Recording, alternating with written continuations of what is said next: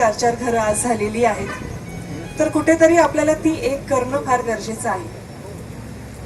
आज इथे महिला पण उपस्थित आहे, पुरुष वर्ग पण उपस्थित आहे.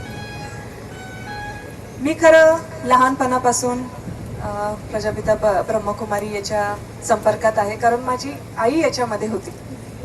म्हणजे आजही ती करते, माझे वडील करतात आणि तिच्यामुळं बऱ्यापैकी माझ्या पूर्ण कुंजर परिवाराने ओम सेंटरला जाणं सुरू केलेलं आहे. तर मला लहानपणापासून तिने सवय लावली होती की शिवबाबांचं ध्यान करायचं, सेंटरला जायचं. तर कुठेतरी मी इथं बसलेल्या सगळ्या मातांना विनंती करेल की आपल्या परिवाराला तुम्ही ही आधी सवय लावा. आपल्या परिवाराला या सेंटरला आणण्याची जबाबदारी ही तुमची आहे. आज इथे सासू असेल तर सुनेला आणा, मुलीला आणा, आपल्या पतीला आणा, आपल्या मुलाला आणा. कारण तुम्ही फक्त ज्ञान घेतलं आणि तेवढं एकटीने ज्ञान घेऊन चालणार नाही. सगळ्यांनी ते ज्ञान घेतलं तरच घरात शांतता राहणार आहे. कारण बऱ्याच ठिकाणी मी बघते की सासू येते पण सुनेचे विचार वेगळे, मुलांचे विचार वेगळे, मग सासूचे विचार वेगळे. तर सासूचे विचार सगळ्यांना पटत नाहीत, कारण त्यांना ते ज्ञानच नाही जी सासू घेते. म्हणून तुम्ही सगळ्यांनी आपल्या परिवाराला ह्या ज्ञानामध्ये आणणं फार गरजेचं आहे. त्याच्याशिवाय परिवार एक होणार नाही. आणि जसं सगळेजण सांगतायत की पुढच्या पिढीला आपल्याला सुसंस्कृत करायचं आहे, जी आज चुकीच्या मार्गावर चाललेली आहे, तर आपली एक आई म्हणून आपली जबाबदारी आहे की आपल्या मुलांवर आपण चांगले संस्कार केले पाहिजे. एक आजी म्हणून आपली जबाबदारी आहे की आपल्या नातवंडांवर आपण चांगले संस्कार केले पाहिजे.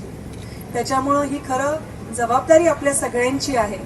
इथे आजोबा असतील, इथे वडील सुद्धा आहेत, त्यांचीही जबाबदारी आहे की आपली पुढची पिढी कशी चांगली होणार आहे. तर त्यासाठी हे जे क्षेत्र आहे ते प्रजापिता ब्रह्मकुमारीचं, हे म्हणजे आपले प्रश्नांची उत्तरं जर आपल्याला सापडत नसतील तर इथे आले की तुम्हाला तुमच्या प्रत्येक प्रश्नाची उत्तरे सापडतील. की माझ्या आयुष्यात हे का घडतंय, माझ्या आयुष्यात ही अडचण का बरं, मी तर सगळ्यांशी चांगलं वागते, मी तर आजपर्यंत कोणाचं मन दुखवलं नाही पण आज सगळीच माझी मनं दुखवतात. या प्रश्नाची उत्तरं तुम्हाला इथे मिळतील की आपल्यासोबत जे घडतंय ते का घडतंय आणि आपण ते एक्सेप्ट कसं करायचं आणि पुढं कसं चालायचं आणि आनंदाने पुढं कसं चालायचं, ते ह्या प्रजापिता ब्रह्मकुमारी सेंटरमध्ये तुम्हाला शिकवलं जातं. त्याच्यामुळे तुम्ही सगळे तर ज्ञानात आहातच, त्यामुळंच तुम्ही इथं आलात आज ह्या कार्यक्रमासाठी. पण आपल्या परिवाराला इथं आणणं फार गरजेचं आहे. आज मी आहे, माझ्या सासूबाई आहे, आम्ही करतो, माझी आई करते, माझे वडील करतात. त्याच्यामुळं घरातलं वातावरण आनंददायी आहे. विचार एकमेकींचे आम्ही एकमेकींना सांगू शकतो. कारण आजकाल अशी पण परिस्थिती आहे की आपण एकमेकांशी बोलतही नाही, आपण एकमेकांना आपल्या मनातल्या अडचणी सुद्धा सांगत नाही. का तर आपल्या मनात एक ठरलेलं असतं की त्यांना तर काही कळणार नाही, त्यांना काही समजणार नाही.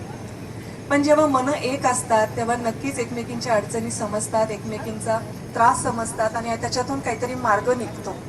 त्याच्यामुळे सर्वांनी प्रयत्न करा, त्याच्यानेच हे विश्व एकत्र होईल आणि पुढची पिढी चांगली कशी घडेल याचं आपल्या सगळ्यांवरती जबाबदारी आहे. त्याच्यामुळे ती नक्कीच व्यवस्थित पार पाडा.